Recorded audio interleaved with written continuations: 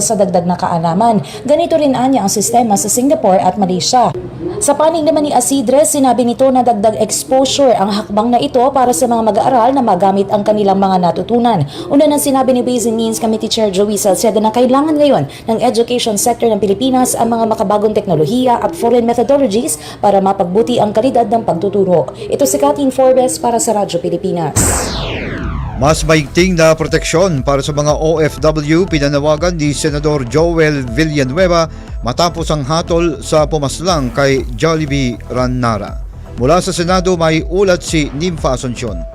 Radyo Pilipinas Report. Ikinagalak ni Senate Majority Leader Joel Villanueva ang desisyon ng Appellate Court ng Kuwait na katigan ang guilty verdict laban sa pumaslang sa kababayan nating si Jollibee Ranara. Binigyang diin ni Villanueva na hindi titigil ang ating pamahalaan hanggat hindi na isisilbi ang hustisya na nararapat para sa mga OFW na nakakaranas ng paghihirap sa ibang bansa. Nagpasalamat naman ang senador sa Department of Migrant Workers, Department of Foreign Affairs at OWA at iba pang ahensyang tumulong na maitaguyod ang kaso laban sa killer ni Ranara. Sinabi ng Majority Leader na ang naging kapalaran ni Ranara at iba pang naging OFW na nabiktima ng pang-aabuso ay dapat magsilbing paalala sa gobyerno na patuloy dapat tiyakin ang kaligtasan at kapakanan ng mga Pinoy abroad. Kaugnay nito ay pinatitiyak ng senador na mayroong kumpletong staff ang DMW sa kanilang mga regional offices para matugunan ang illegal recruitment cases at iba pang kaso ng mga OFW. Dinagdag rin ni Villanueva na makakatulong rin ang patuloy na makikipag-collaborate at ang matatag na bilateral agreement sa mga bansang pinagtatrabahuhan ng mga OFW para masiguro ang kanilang proteksyon. Ito si Nympha Asuncion para sa Radyo Pilipinas. DOH endorsements sa mga health products peke ayon sa ahensya. May ulat si Lawrence Tanhoco. Radyo Pilipinas Report. Patuloy ang babala ng Department of Health o DOH sa publiko laban sa online advertisements na kumakalat ngayon na kabilang ang gatas at iba pang supplements na nagsasabing ini-endorso ito ng ahensya. Dahil dito ay muling iginit ng DOH na ang endorsement ay peke, misleading at unauthorized ng ahensya o anumang affiliate organizations nito. Dagdag pa ng DOH, posibleng magsampa na sila ng kasong kriminal kung magpapatuloy ang mga kaugnay na post. Hinikayat nito ang lahat na kumuha ng impormasyon mula lamang sa mga lehitimong pinagmumulan at platform tulad ng Departamento ng Kalusugan na maaring ma-access sa pamamagitan ng mga link at social media handles. Mula pa rin dito sa lungsod ng Maynila, Lawrence Tanhoco, Radyo Pilipinas. At yan ang ating mga balita para sa oras na ito. Manatiling nakatutok sa Radyo Pilipinas para sa news update. Ito si Omar Anthony Aquino para sa Radyo Pilipinas.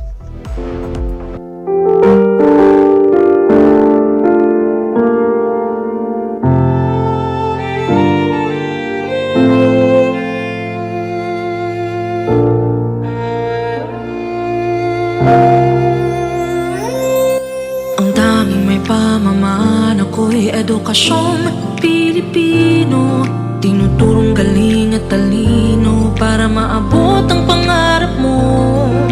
Ang tanging handog ko sa'yo'y edukasyong Pilipino, diskarteng mula sa puso, mamamangha ang mundo.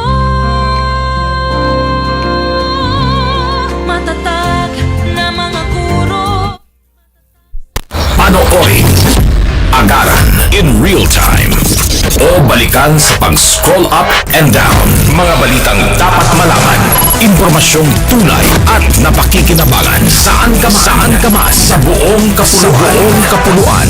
Bangon sa bagong sigla. Kababayan, kasama ang social media. Powered broadcaster ng bagong mamamayan. Apat sa pag-uulat. Ito po ang Presidential Broadcast Service sa Metro Cebu. Radyo Pilipinas, 576 AM. Oras sa DYMR Radyo Pilipinas, Cebu, alas 3:04 sa kahaponon. Welcome diri sa atong programang Hisgutanan sa Kahanginan, Pebrero 23, tuig 2024. Ako yung higala Jessa, Agua, Ylanan. Adlaw kita karon nga Biyernes ug sa di patahingpit nga magtuki sa nagkalain-lain nga mga impormasyon kasayuran niining kahaponon sa Biyernes. Ato unang ipasud ang mensahe gikan sa Sugbuanan nga Cabinet Member Tourism Secretary Cristina Garcia Frasco atol na sa gipahigayang ikaupat nga edisyon sa Philippine International Dive Expo dito sa World Trade Center sa Pasay City.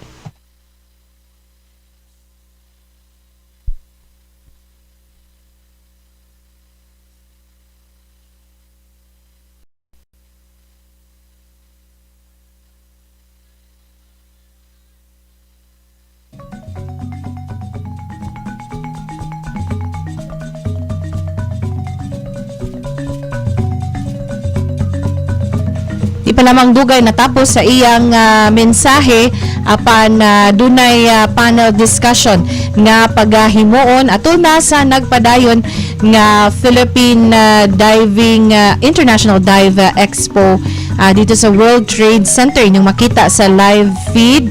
Ana-ana sa entablado si Secretary Cristina Garcia Frasco ug mukuyog usab kaniya ang uban pa nga mga panelist aron sa paghisgot o pagtubag sa mga og pagtuki sa mga hisgutanan. Niya atong balikan ang live feed gikan sa Radio Television Malacanang. Together with Ambassador Tul Traisorat of Thailand and Ambassador Dato Abdul Malik Melvin Castellino of Malaysia to please come on stage.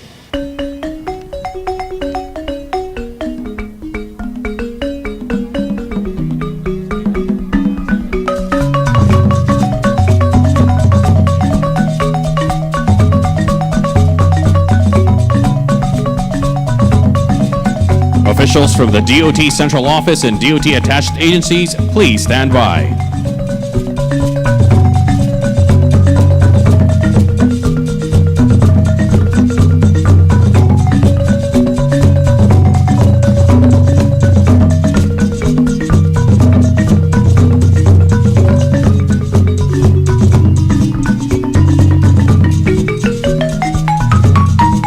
Inyong makita sa inyong screen alang sa atong mga kaigsuunan nga nagtanaw sa atong live feed sa Radyo Pilipinas Cebu, ang Facebook page o YouTube channel, ang photo opportunity kauban si Secretary Cristina Garcia Frasco ug ang mga dinapit ug mga opisyal sa Department of Tourism. Ang maong kalihukan, maong ikaupat nga edisyon sa Philippine International Dive Expo, diin nagkatapok ang nagkadaiyang mga stakeholders alang na sa diving nga mga enthusiast ug industriya sa pag-dive. Doon na kini tema Heart of Asia's Diving Collaboration for the Ocean Community. Ang nagpakita kini sa kaanindot sa nagkalain-lain nato nga mga diving destination dinhi sa nasud nga matawag og world class mga kaigsuunan. Ang maong kalihukan usab lakip sa 3-day expo ang programa karong hapon, lakip sa tulo ka adlaw nga expo diin ipakita ang first hand experience sa mga Philippine dive products and services ngadto sa mga international dive tour operators, ang one-stop shop alang na sa DOT related concerns, ang opisyal nga espasyo alang sa high-level meetings ug mga panagtagbo sa mga importanteng mga dinapit mga kaigsuunan. Napakita usab kini sa impormasyon sa nagkalain-lain nga mga programa sa Department of Tourism. Sayang kay wala to maabti ang mensahe sa atong Secretary Department of Tourism Secretary ang Sugbuanon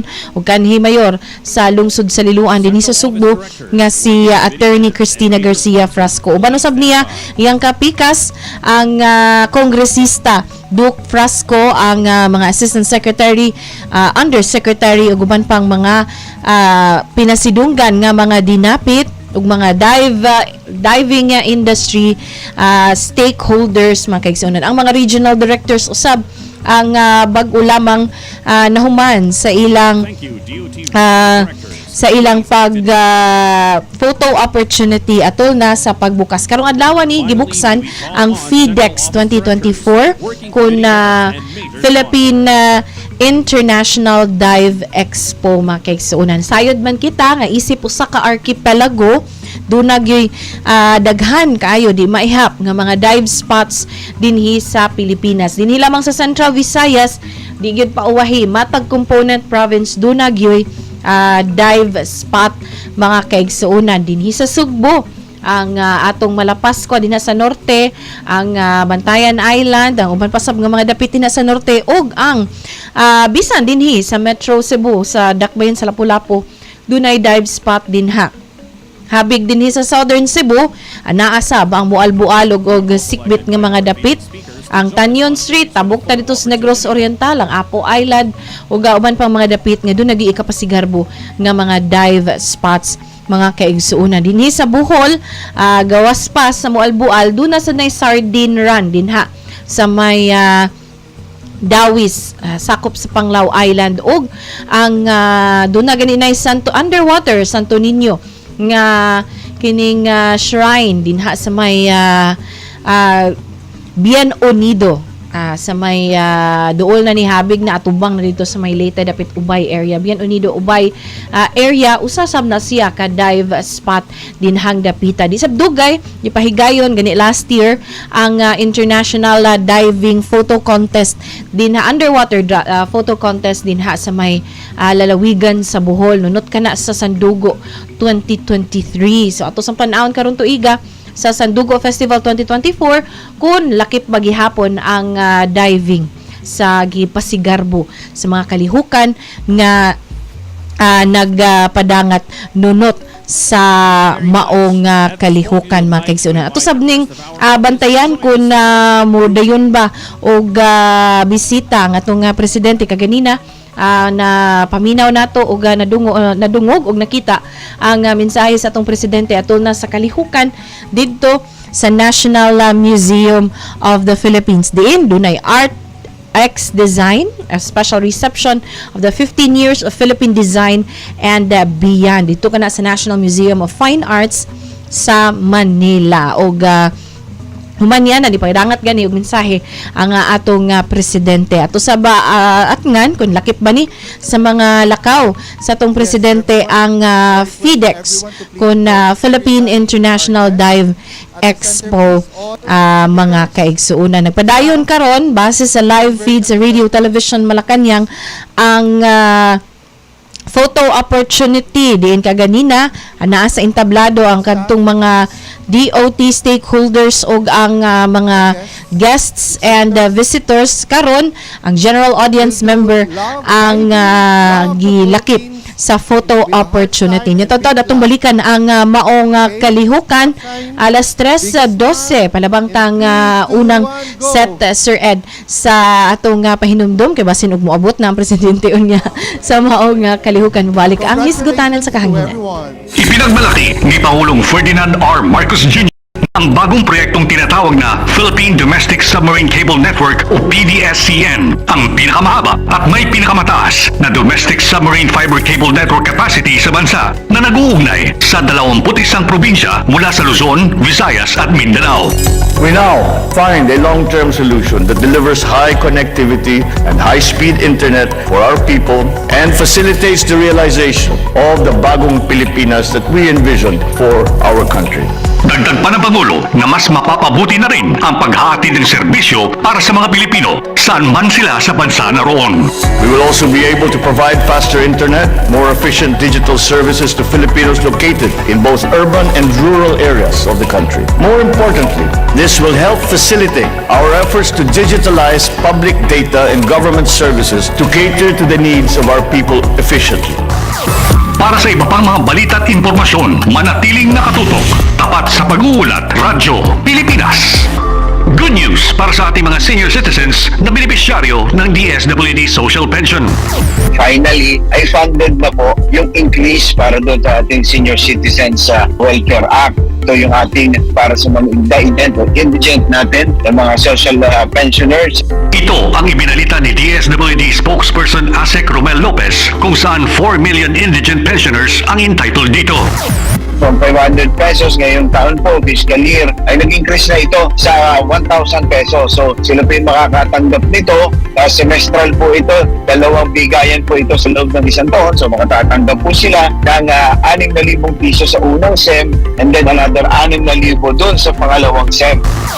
Para sa iba pang mga balita at impormasyon, manatiling nakatutok, tapat sa pag-uulat, Radyo Pilipinas. Matang 72 minutos, adunay usa ka babae o bata ang biktima sa rape sa Pilipinas. Unsa man ang imong gisuot, nganong wala man ka ni sukol, nganong miinuman ka nga pulos lalaki ang imong kuyog, hinumdumi. Ang sexual violence mamahimong mahitabo sa bisan kinsa, bisan unsa nga edad, relihiyon ug bisan gani sud sa panimay. Dili nila sala ang mahitabo. Hatagi sila og igong suporta ug sila paminawa. Stop victim blaming. Sa kapahinumdum gikan sa DYMR Radio Pilipinas Cebu. For 53 years, the people suffered from heartless communist terrorists who killed thousands and are killing thousands more. They destroyed families, our youth, and their dreams. There should be accountability for human rights abuses and IHL violations. Our people have had enough of this senseless violence. Thousands have already surrendered. For genuine peace and development. Together, victory will be ours. Dengue na mula sa kagat ng lamok ay ating maiiwasan kung 4S ay ating sasagawa at pakikinggan. Search and destroy. Destroy natin yung mga maaring pamahayan ng lamok sa pamamagitan ng pagtaod sa mga kagamitang maaring pag-ipunan ng tubig at pag-intlugan ng lamok.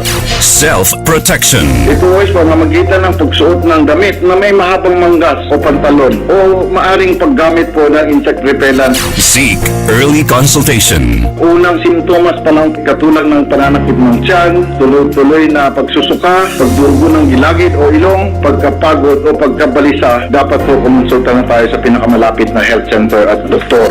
Support fogging and spraying. Sa mga lugar lamang na may pagtaas ng kaso ng dengue.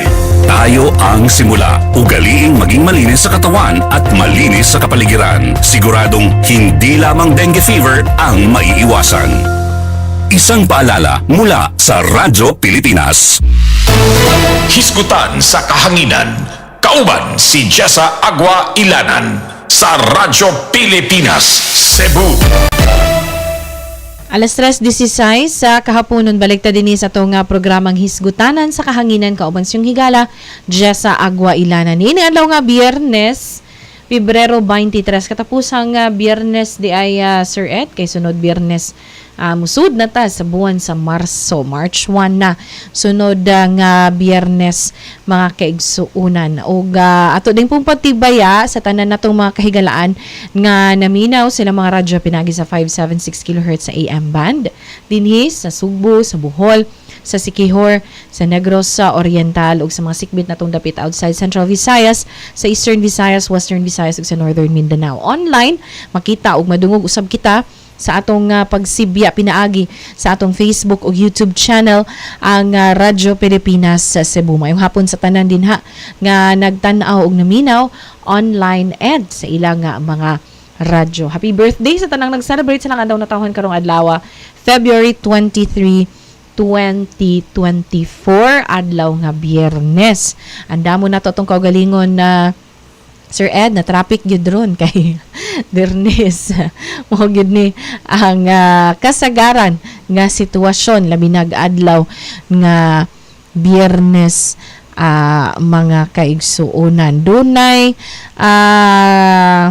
ang atong mga kaigsuonan sa Cebu City Transportation Office. Doon na ni sila gitubag dinhi nga disabled truck mga kaigsuonan o ang pipila na gyud ni nga mga insidente no nga magdag traffic labi na hapit na gyud ang rush hour mga kaigsuonan no so mayong mahawan na ni kining mga obstruction sa tong kadalanan kining mga disabled nga mga truck kay kaganina dunay dump truck nga naaberya sa may P. Del Rosario, Hacosalem Street mga kaigsuonan og karon lain sab nga gi tubag diri gi guyod ang disabled nga sakyanan gihapon mga kaigsuonan. So hinaot nga mapangitaan ni pagtagad gawas pa sa multahan lang sa Cebu City Government pinagi sa RMA naman na karon Road Management Authority ba na or administration ang bag-ong pangan sa Cebu City Transportation Office dili huwaton nga magsigirag patak ang penalty kay makabalda man gyud ni sa dagan sa trapiko ug hinaot nga hingpit ni nga ma-address kay dili lamang mga konstituente sa Cebu City ang madamay o mapagan dinhi sa pagpadung sa trabaho, gikan sa trabaho or kining padung sa eskwelahan, mga kaigsuunan. Napan karon atong nakita dinhi doon na ni sila live feed, doon na bira gito na nga naabirya nga kining truck, mga kaigsuunan. Ning tungura atong balikan ang mensahe ni Tourism Secretary Cristina Garcia Frasco atol na sa FIDEX na opening forum or opening program, mga kaigsuunan kun Philippine International Dive Expo. Ato na tumapti ka ganina ang mensahe ni Secretary Frasco, hinungdan nga ato kining balikan karon og makisayod kita.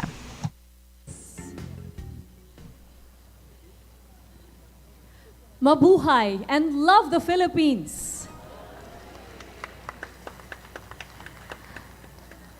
Deputy Speaker Duke Frasco, Congresswoman Jinky Luistro of the 2nd District of Batangas, Governor Ben Evardone of Eastern Samar, Ambassador Dato Abdul Malik Melvin Castellino of Malaysia, Ambassador Tul Trisorat of Thailand,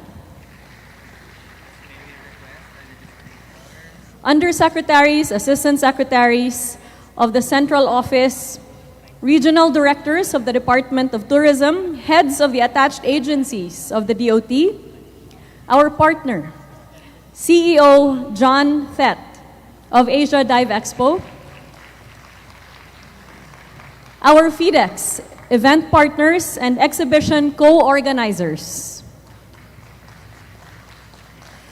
dive industry and tourism stakeholders, my fellow workers in government, our friends from the media, mga kaigsuunan kong Pilipino, maayong hapon kaninyong tanan. Mabuhay to our friends from all over the Philippines and our guests from all over the world. I am pleased to welcome you all to the Philippine International Dive Expo, the largest convergence of the diving industry in the country, here at the center of the Coral Triangle and the heart of Asia's diving, the Philippines.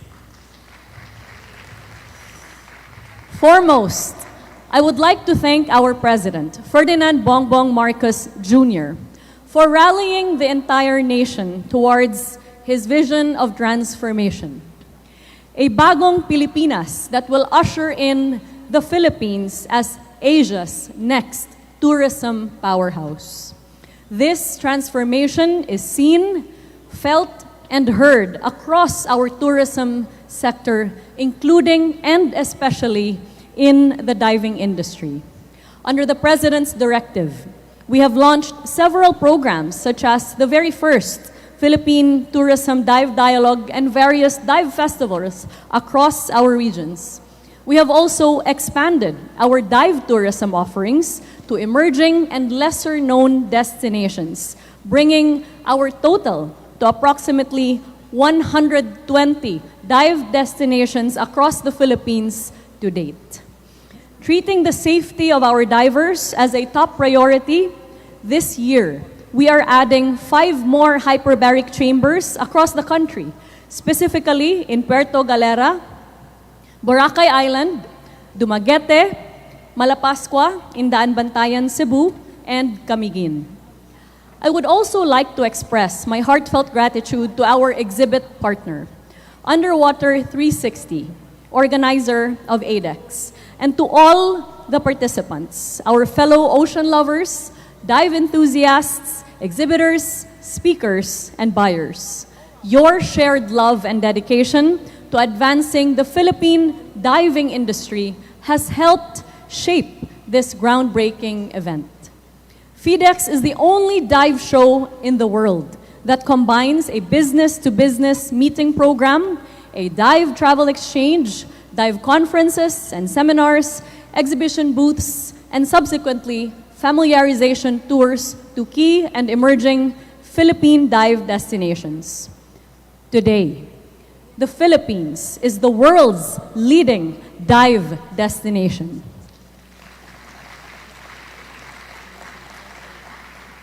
As one of the mega biodiverse countries in the world, we are home to more than 500 species of corals and 2,000 species of fish. Therefore, this distinction for the Philippines we take to heart with a firm commitment to ensure not just the marketability, but more importantly, the sustainability of our dive industry.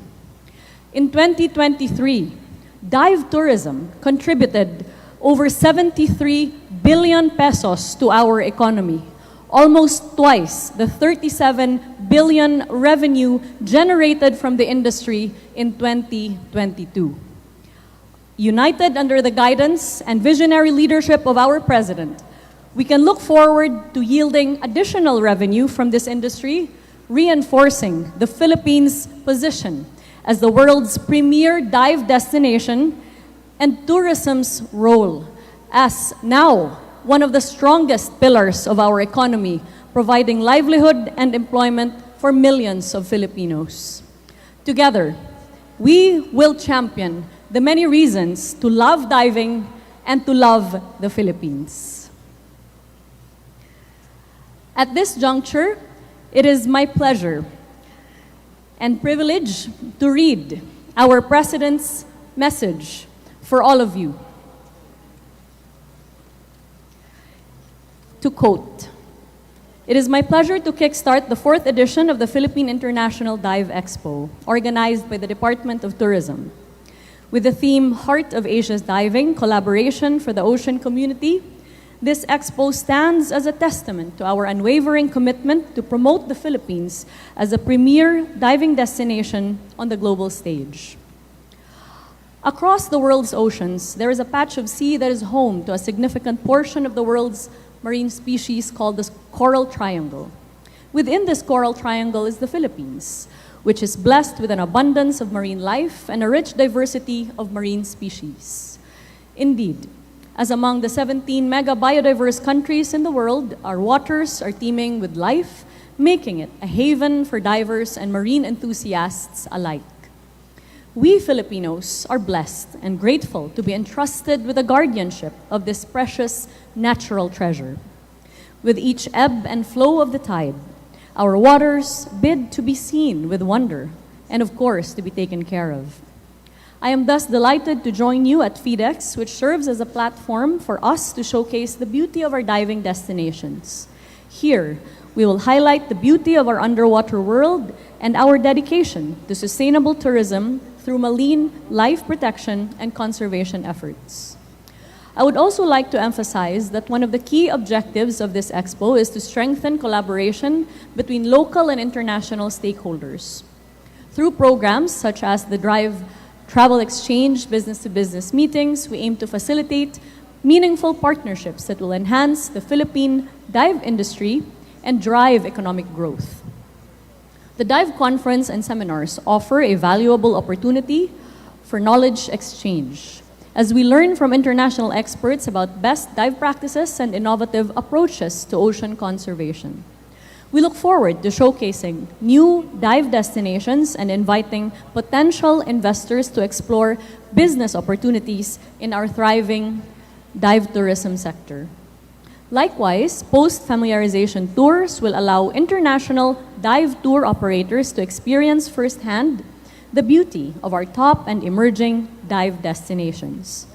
As we gather here today, let us reiterate our shared commitment to the sustainable development of our oceans and marine resources. We cannot emphasize enough the importance of the private sector participation in ensuring that the Philippines remains a premier destination for diving enthusiasts and professionals from around the globe.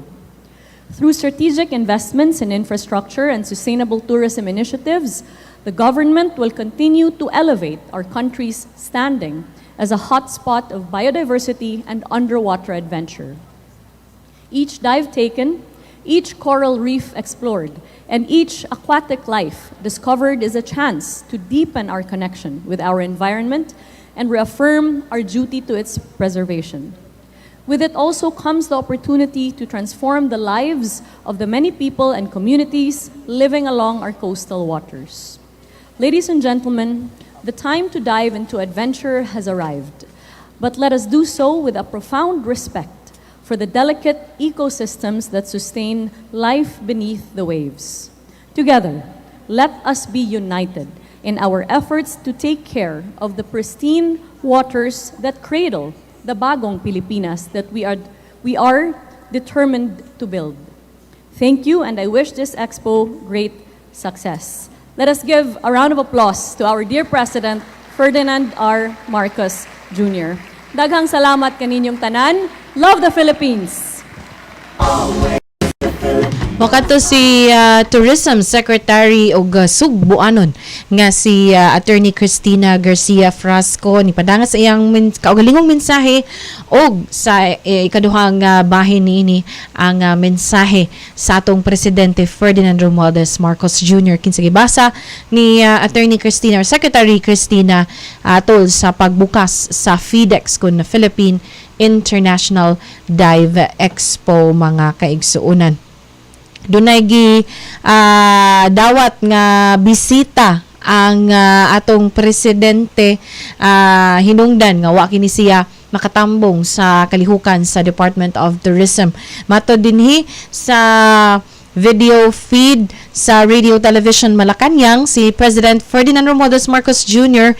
mi dawat o mi resiber ni Dr. Ismahani Iluwafi sa new Executive Managing Director sa consortium sa International Agricultural Research Center. Dito kinigidawat sa atong presidente sa study room sa Malacañang Palace. So gikan siya ni tambong sa kalihukan sa National Museum of Fine Arts dito sa National Museum of the Philippines. Doon na ni siya bisita nga dawat mga kaigsuonan. Mato dinhi sa RTVM ni padangat sa iyang sa iyang antisipasyon sa pagpalawom na unya sa partnership tali na sa gobyerno sa Pilipinas ug sa Consortium of International Agricultural Research Center kun CGIAR usa may labot na sa rice self-sufficiency ingon man ang nutrisyon tungod kay matud pa lakip kini sa giduso sa administrasyong Marcos Jr. ang Food Security Program. Ang CGIAR usa ka global partnership nga naghiusa sa tanang mga organisasyon tibuok nasod or tibuok kalibutan sa natad sa research og food secure future. 50 na katuig nga nag-operate ang CGIAR ug mga inobasyon nga mutabang sa pag-alibyo sa kawadon kun poverty and hunger sa tibuok kalibutan. Dedicated ang CGIAR ngadto sa pag-transform sa food, land and water system sa climate crisis. So timely ang pakigkita sa atong presidente kang Dr. Ismahani Iluwafi, ang bagong Executive Managing Director sa maong international global nga pundok tungod kay doon na kita giatubang karon nga El Nino phenomenon mga kaigsuonan.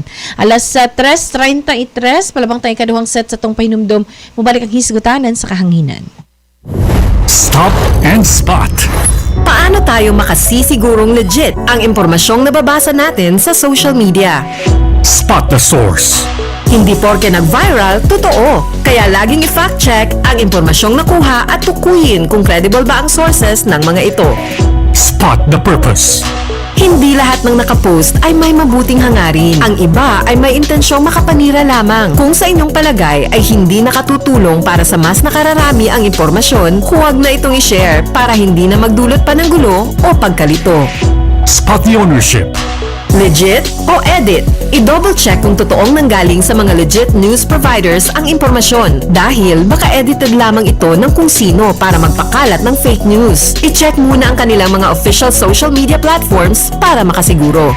Spot the time. Upload Updated ka nga ba? O baka outdated na yung balitang na i-share mo? Siguraduhin na tingnan mabuti rin ang month, day at year ng impormasyong inyong binabasa upang hindi maging sharer ng mga lumang balita. Let's be part of the solution. We can be warriors against disinformation and misinformation. Maging mapanuri sa lahat ng oras. A message from Presidential Communications Office, Department of Education, Commission on Higher Education, DILG, DSWD, Presidential Broadcast Service at Radyo Pilipinas. Bilang ang tuberculosis ay isa sa mga priority health concerns na nais tugunan ng Pangulo, ibinalita ni DOH Secretary Ted Hermosa na patuloy ang pamahalaan sa mga akbayan nito para mas mapabuti ang serbisyong pangkalusugan para sa bawat Pilipino. Ang objective namin sa TB, at least walang Pilipinong mamamatay because of TB kasi treatable na siya. Tama si Presidente, labanan ng TB. Hinikayat naman ng kalihim ang lahat ng may sintomas ng TB na magpatingin sa mga pampublikong pagamutan para mabigyan ng gamot hanggang sa sila ay tuluyang gumaling. Para doon sa lahat ng mga may kamag-anak dyan na may TB or may kakilala, gusto namin masigurado na mabigyan sila ng gamot. Libre. Bibigay ng pamahalaan at mabigyan nila access dito sa mga TB.center na nasa iba't ibang pampublikong serbisyo. Pero tatapusin yung treatment. Isa pa yan sa naging problema. Yung mga tao, pag iinom ng gamot, after 1 month kasi wala ka ng simptomas. Pero dapat kumpletuhin mo yung 6 months para talaga complete. Para sa iba pang mga balita at impormasyon, manatiling nakatutok. Tapat sa pag-uulat, Radyo Pilipinas. Ipinagmalaki ni Pangulong Ferdinand R. Marcos Jr. na ang bagong proyektong tinatawag na Philippine Domestic Submarine Cable Network o PDSCN ang pinakamahaba at may pinakamataas na domestic submarine fiber cable network capacity sa bansa na nag-uugnay sa 21 probinsya mula sa Luzon, Visayas at Mindanao. We now find a long-term solution that delivers high connectivity and high-speed internet for our people and facilitates the realization of the bagong Pilipinas that we envision for our country. Dagdag pa ng Pangulo na mas mapapabuti na rin ang paghahatid ng serbisyo para sa mga Pilipino saan man sila sa bansa na roon. We will also be able to provide faster internet, more efficient digital services to Filipinos located in both urban and rural areas of the country. More importantly, this will help facilitate our efforts to digitalize public data and government services to cater to the needs of our people efficiently. Para sa iba pang mga balita at impormasyon, manatiling nakatutok. Tapat sa pag-uulat, Radyo Pilipinas. Ngayong panahon ng El Niño, narito ang ilan sa maaari nating gawin para makapagtipid ng tubig. Laging siguruhing sarado at walang tulo ang mga gripo kapag hindi ginagamit. I-check ang mga tubo kung may tagas at ipaayos agad kung mayroon. Imbes na mag-shower, gumamit ng balde at tabo sa pagligo. Gumamit rin ng baso pag nagsisipilyo. Gumamit ng plangganang may sapat na tubig kapag naguhugas ng mga kaldero, plato at iba pang pinagkainan para maiwasan ang tuloy-tuloy na pagdaloy ng tubig sa gripo. Ipunin ang used water at ito ang gamiting pang-flush sa toilet. I-report agad ang mga makikitang illegal water connections, gayon din ang mga unauthorized na pag-iigib sa mga fire hydrants. Ito ay mga simpleng paraan lamang, ngunit sa ating kooperasyon ay malaking bagay ito upang masigurong sapat ang ating water supply sa lahat ng panahon. Isang paalala mula sa Presidential Broadcast Service at Radyo Pilipinas.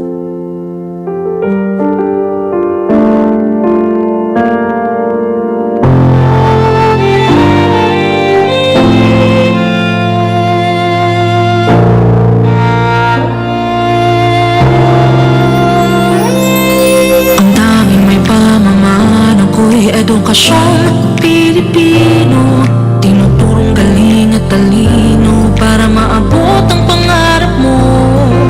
Ang tanging handog ko sa'yo'y edukasyong Pilipino. Diskarteng mula sa puso, mamamangha ang mundo. Matatag na mga guro, matatag sa mga pagsubok. Matatag na mga mag-aaral, matatag na talino'y umiral. Hinaharap ang hirap, walang takot sumugod. Humahanap ng solusyon, ipaglaban ang edukasyon.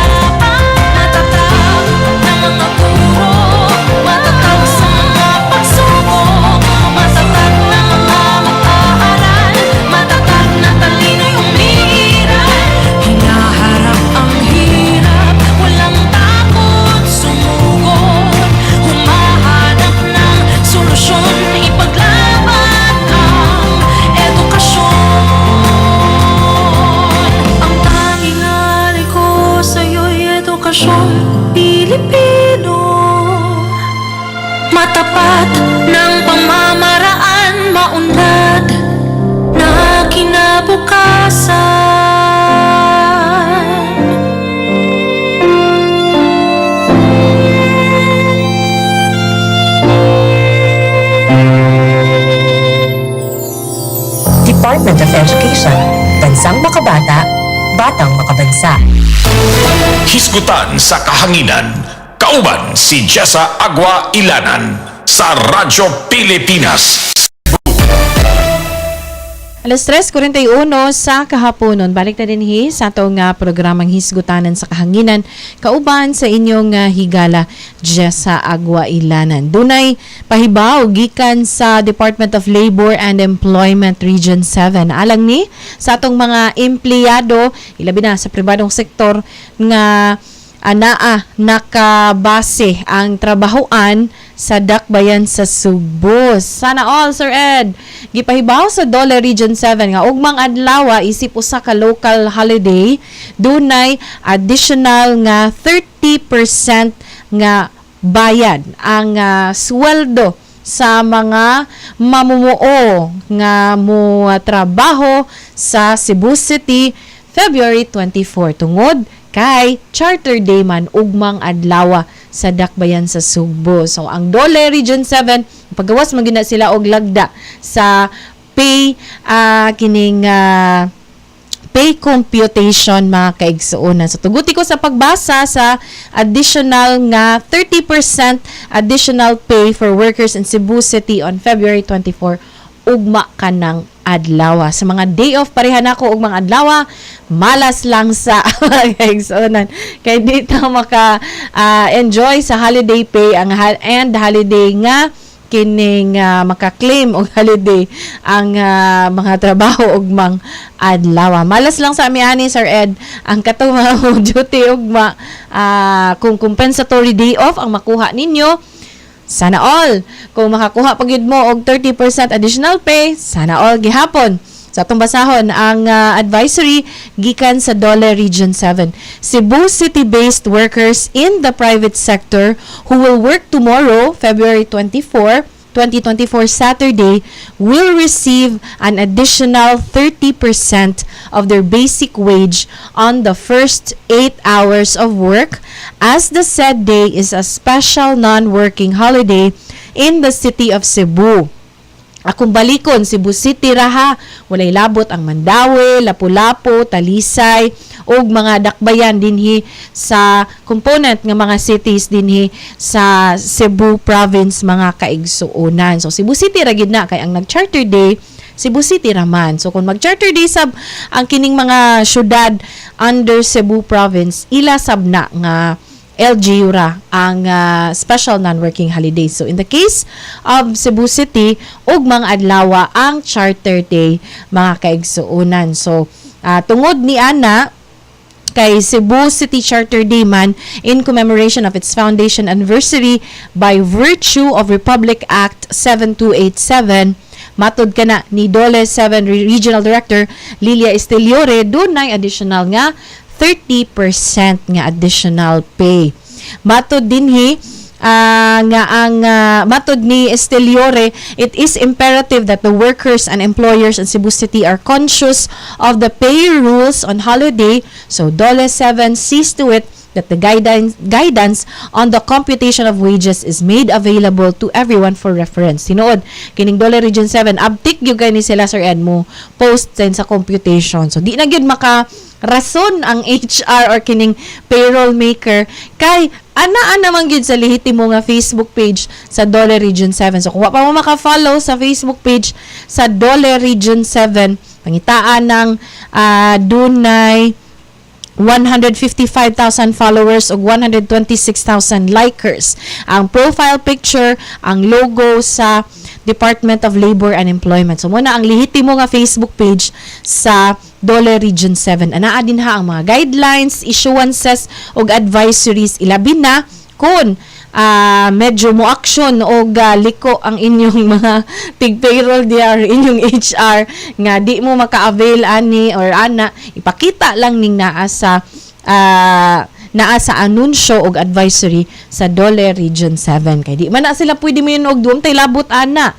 Di pwedeng wala labot kay under mo sa jurisdiction sa Dole Region 7. So whatever ang announcement dinhi, appeal gyud mo ni ana. Matud usab ni Director Esteliore, generally on a special non-working day, no work, no pay principle shall apply unless there is a favorable company policy, practice, or collective bargaining agreement granting payment on a special day.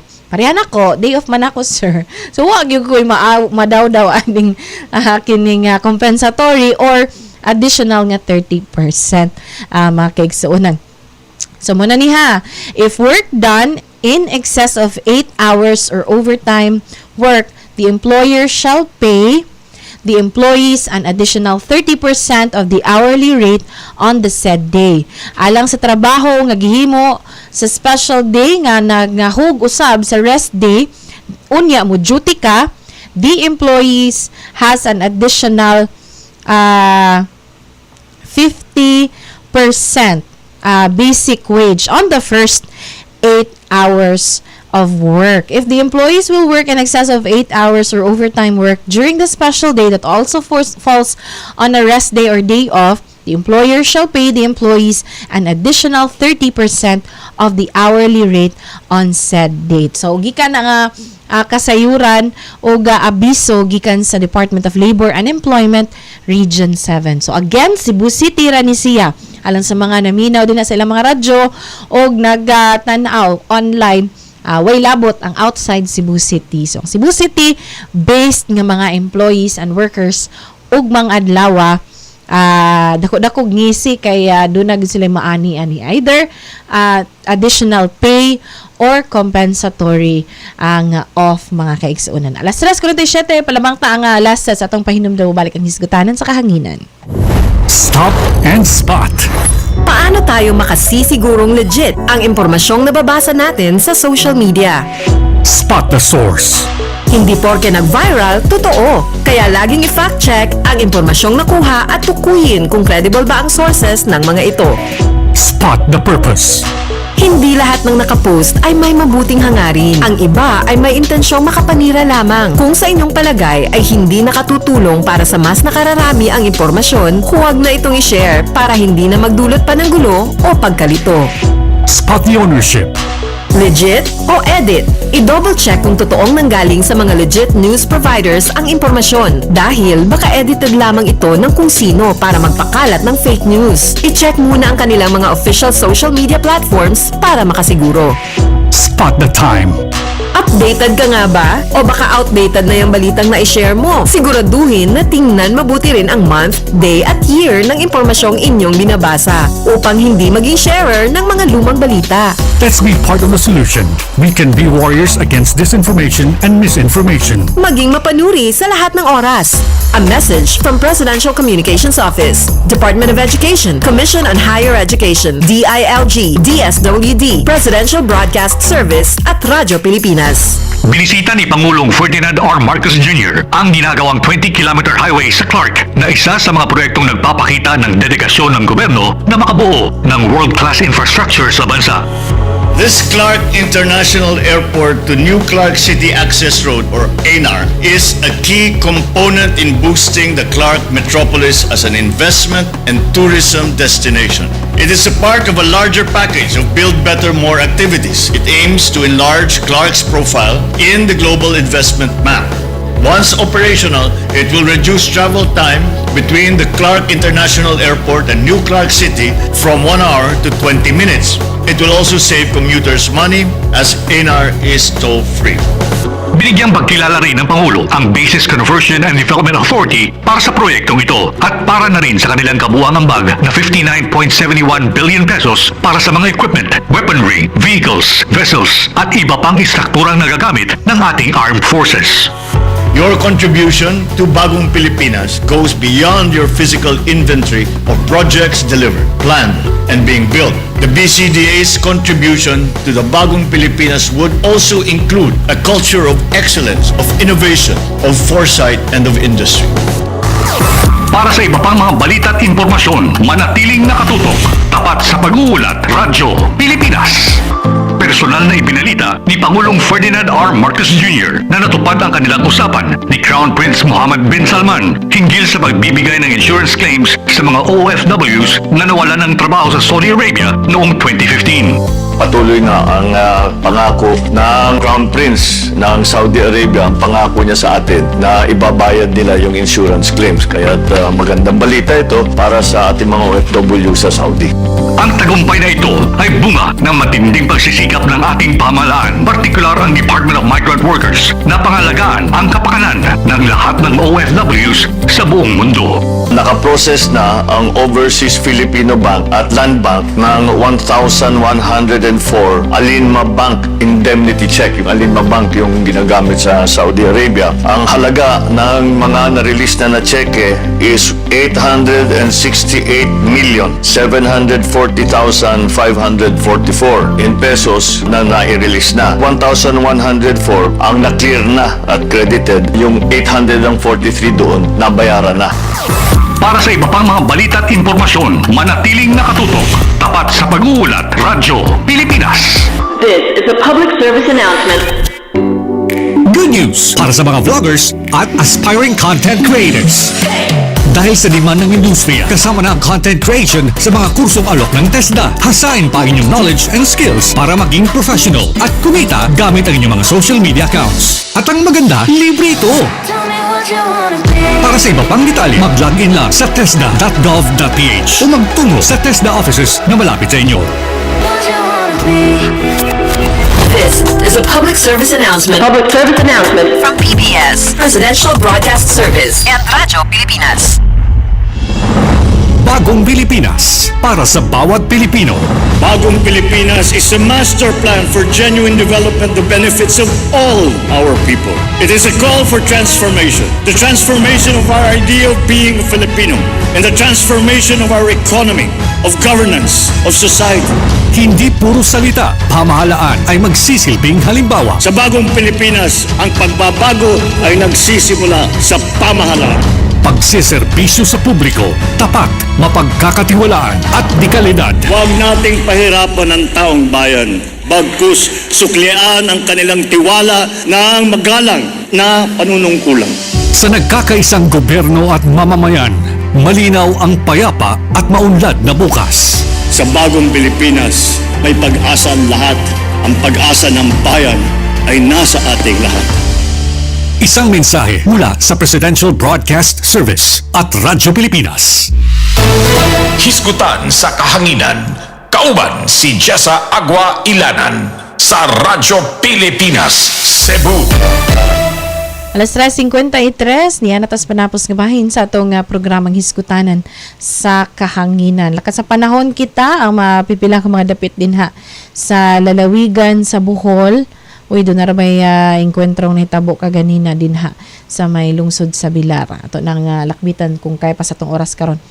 Doon na moderate to heavy nga pag-uwan, doon na sa pagpangilat din sa may San Isidro, Luon, Calape, Sevilla, Baclayon, Alburquerque, Luway, Lubok, Sikatuna, Corelia, Balilihan, Katigbian, Antiquera, Dawis, ug Panglao, mga kaigsuunan mo. Kini mga dapit nga dunay na sinati nga pag-uwan-uwan niining kahaponon sa niining kahaponon sa Biyernes, mga kaigsuunan. Dunay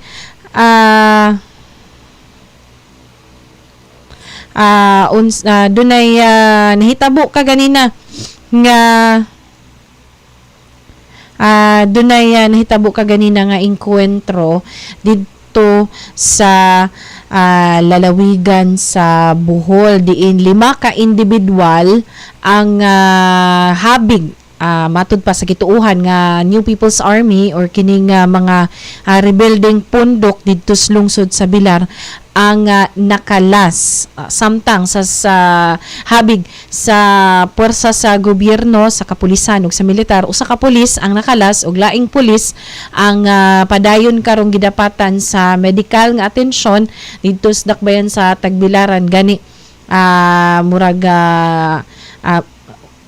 stable raman kini siya apan gipailawom og operasyon dito alang sa mga nadawat niini nga injury gikan sa engkwentro tali na sa NPA ug sa kapulisan. Mato dinhi sa ato ang Bohol Police Provincial Office nga mag-serve raon ta kini sila og warrant ngadto sa usa sa dunay bounty or dunay bugti nga 2.6 million pesos nga usa sa mga giingong leader sa NPA apan ni sangpot kini ngadto sa engkwentro. So dunay matud pa sa atong Visayas Command, sa atong militar ug sa ato usab nga Police Regional Office 7, usa kini kalampusan gihapon bisan og dunay nakala sa hahabig sa atong mga kapulisan tungod kay na-neutralize ang maong dako nga leader sa rebuilding nga pundok. Ato pasab nang gikumpirma ang uban ng mga impormasyon nga usa ka lisensyadong profesional ang usa sa mga naa sa habig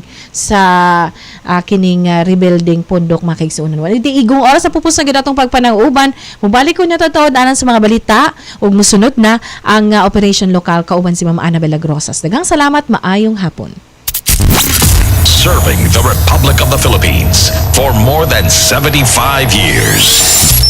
Ito po ang Presidential Broadcast Service. Pakinggan, panoorin, agaran in real time, o balikan sa pag-scroll up and down. Mga balitang